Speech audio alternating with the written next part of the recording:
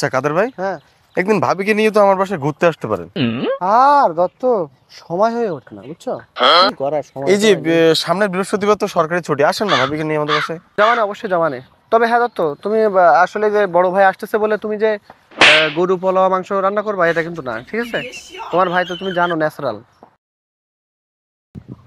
ওই তুমি আর কি রান্না একটু অল্প করেই করলে হবে না।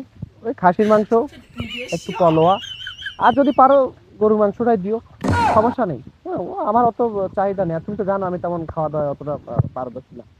আর যদি পারো ওই যে চিংড়ি আছে, চিংড়ি চিংড়ি ভর্তা, চিংড়ি একটু ভোনা, এই আর কি। আর যদি পারো ওই ইলিশ মাছ তো আছে বাজারে, বড় বড় ইলিশ, ওইটা দিতে পারো। তুমি জানো তো আমার ভুড়ি বাড়ি যাচ্ছে, ওই জন্য কিন্তু আমি এখানে খাওয়া দাওয়া করছি, বুঝছো? ও হ্যাঁ, এটা তো শোনো, ওই দইটাই আমার ব্যবস্থা করার দরকার নেই গো। ওই দইটাই আমি আবার খাই না, ঠিক আছে?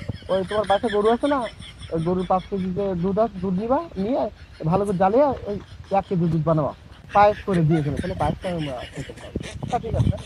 দেখে বাস খেলাম কিনা।